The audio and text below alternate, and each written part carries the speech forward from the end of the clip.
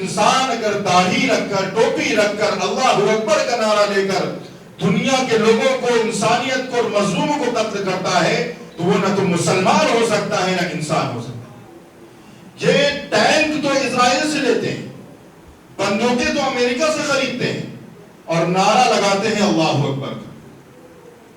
یہ رائفل اور یہ ہتھیار تو اسرائیل اور امریکہ سے لیتے ہیں لیکن لباس پہنتے ہیں مسلمانوں والے۔ جس آئی ایس کو آپ اسلامی پرچار اور اسلام کے بڑھانے والی تنظیم سمجھتے ہیں، وہ اصل میں سب سے زیادہ اگر کسی کو نقصان پہنچاتی تو مسلمان۔ کیا پاکستان میں مسجدوں میں بلاسٹ نہیں ہوتے؟ کیا درگاہوں میں بلاسٹ نہیں ہوئے؟ کیا افغانستان میں صوفیوں کا قتل نہیں ہوا؟ کیا پاکستان کے اندر شیعوں کی مسجدوں پہ حملے نہیں ہوئے؟ کیا مسلمانوں کو سو کی تعداد میں ان آتنکوادیوں نے نہیں مارا؟ یہ آتنکوادی مسلمانوں کی شکل میں تو ہو سکتے ہیں لیکن ان کا کوئی مذہب نہیں ہو سکتا۔ یہ حملہ سکھوں پر نہیں ہوا ہے بلکہ ان فرشتوں پر ہوا ہے جو سکھ کی شکل میں دنیا کو خدمت کا پیغام دیتے ہیں۔ ان کو کسی خاص مذہب سے جوڑ کر نہیں دیکھا جا سکتا۔ یہ وہ قوم ہے کہ جس نے ہر دکھ میں ہر مصیبت میں بغیر کسی مذہب کے آئینے کے انسانیت کو خدمت کا، انسانیت کو سیوا کا پیغام دیا۔ آپ نے دیکھا کہ کہیں سیلاب آیا تو کون نظر آیا؟ پگڑی والے نظر آئے۔ کہیں مہاماری آئی، دنیا کی تمام دیواروں کو توڑ کر کون نظر آیا؟ پگڑی والے نظر آئے۔ دنیا نے کووڈ جیسی بری مہاماری کو دیکھا، اس وقت میں دنیا کے لوگوں کا دکھ اور درد بانٹنے والی اگر کوئی قوم نظر آئی تو وہ ہمارے سردار بھائی نظر آئے۔ اس لیے یہ حملہ صرف سکھوں پر نہیں ہے، یہ حملہ ہے انسانیت پر، یہ حملہ ہے انسانیت کے پیروکاروں پر۔ اور اگر انسانیت ہی محفوظ نہ رہے تو پھر انسان کو انسان کہنے کا بھی حق حاصل نہیں ہوتا۔ اگر انسانیت کا درس دینے والے ہی محفوظ نہ رہیں تو پھر مجھے لگتا ہے کہ دنیا کسی بھی طور پر محفوظ نہیں رہ سکتی۔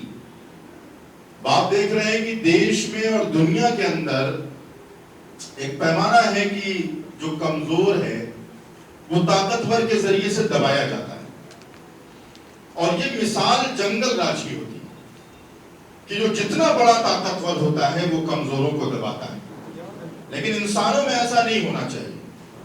الپ سنکھیک کسی بھی سماج میں ہو، کسی بھی دیش میں ہو، بہو سنکھیک کی یہ ذمہ داری ہے کہ وہ الپ سنکھیکوں کے ہتوں کی رکشا کریں۔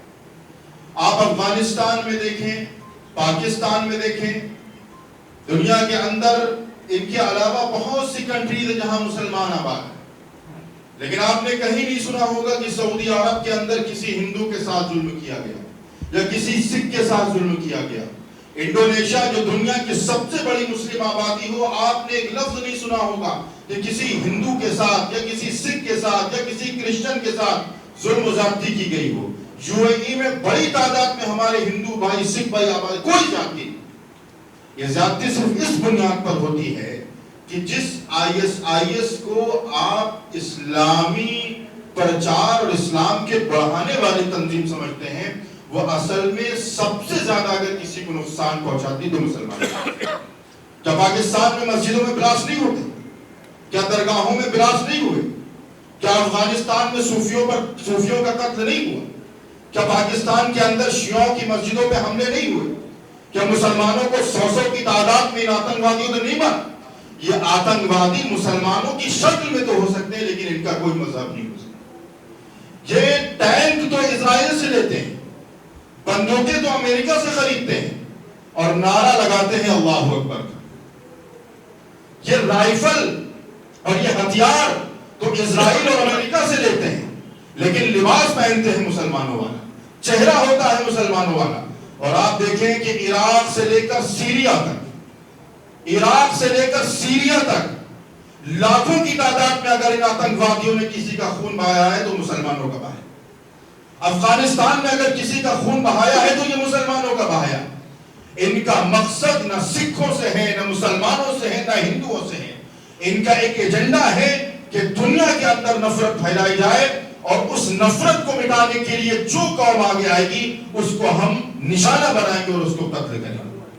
آج میں مبارکباد دیتا ہوں کہ کم سے کم ہمارے یہ حضرات جن کو اللہ نے جن کو دنیا میں بھی سرداری کا لقب دیا گیا، آج یہ کھڑے ہوئے ہیں، انہوں نے انسانیت کو ملانے کے لیے انسانیت کو ایک پلیٹ فارم پر لانے کی کوشش کی ہے اور اس بات کو سمجھتے ہیں کہ کوئی انسان اگر داڑھی رکھ کر ٹوپی رکھ کر اللہ اکبر کا نعرہ لے کر دنیا کے لوگوں کو انسانیت کو اور مظلوموں کو قتل کرتا ہے تو وہ نہ تو مسلمان ہو سکتا ہے نہ انسان ہو سکتا ہے۔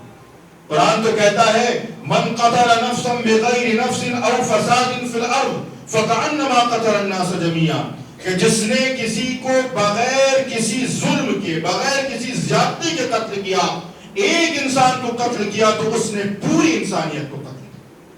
ومن احیا فکأنما احیا الناس جميعا، اور جس نے کسی ایک انسان کی جان بچائی اس نے پوری انسانیت کی جان بچائی۔ تو یہ پیغام ہے قرآن کا۔ آج اتنی کنٹریز ہیں مسلمانوں کی، مسلمان آباد ہیں، لیکن کہیں سے کوئی آواز نہیں آتی۔ صرف یہ جو ایک پولیٹیکل اسلام ہے، یہ جن کا مقصد یہ ہے کہ اسلام کو بدنام کیا جائے اور اس بدنامی کے ذریعے سے اپنے فائدے کو حاصل کیا جائے۔ میرے عزیزوں، میں تو یہاں ہمارے تمام بڑے بیٹھے ہیں، ابھی آپ نے دیکھا کہ دیش میں ایک ووادت بیان حضور اکرم صلی اللہ علیہ وسلم کے سلسلے میں آئے۔ تمام لوگوں نے بغیر کسی مذہب کے فرق کے، وہ سردار ہوں، وہ ہندو ہوں، وہ عیسائی ہوں، سب نے ایک زبان میں اس کی نندا کی۔ کیوں؟ کیونکہ جس نے بولا اس نے غلط کیا اور جنہوں نے ان کی پشت پناہی کی انہوں نے بھی غلط کیا۔ غلط بات کو کوئی اس کو جسٹیفائی اور اس کی حمایت نہیں کرتا، اس لیے غلط کا ساتھ دینا اور غلط کی پیروی کرنا یہ خود اپنے آپ میں ایک آتنکواد ہے، آپ کو نظر آئے یا آپ کو نظر نہ آئے۔ اور میں امید کرتا ہوں کہ جس بھی اعتبار سے ہماری ضرورت پڑے، ہمارے ادارے کی ضرورت پڑے، انسانیت کے پیغام کو آگے لے جانے کے لیے جہاں ضرورت پڑے، جس مقام پر ضرورت پڑے اور جس تعلق سے ضرورت پڑے، بدگاہ صاحب، ہرپال سنگھ جگی صاحب اور جتنے بھی ہمارے بزرگ بیٹھے ہوئے ہیں، ایک آواز دیجیے گا، ہر اعتبار سے انشاءاللہ آپ کے شانہ بشانہ ہو کر ان آتنکوادیوں کو ختم کرنے کے لیے جو بھی راستے قانونی طور پر ہوں گے ان کو فراہم کیے جائیں گے۔ اور ہمارے بڑے بھائی پروندر سنگھ بیٹھے ہیں، ہم ان سے بھی گزارش کریں گے کہ ہماری ان سفارشات کو قانونی طور پر اور سرکاروں تک پہنچانے کی بھی کوشش کریں تاکہ یہ جو مسائل دیش میں اور پردیش میں اور پوری دنیا میں جو الپ سنکھیکوں کے ساتھ پیش آ رہے ہیں ان کا خاتمہ ہو، جو فرقہ پرست طاقتیں ہیں وہ اپنے انجام تک پہنچائی جائیں۔ جو ہم نے کہا ہے، جو غلطی ہو، اس کوتاہیاں ہوں، کچھ غلط بات نکل گئی اسے معاف کیجیے گا۔ اللہ تعالی ہم سب کو جب بھی دنیا میں رکھے چین و سکون کے ساتھ رکھے اور پوری دنیا کے اندر امن و امان قائم کرنے کی توفیق عطا فرمائے۔ بہت شکریہ۔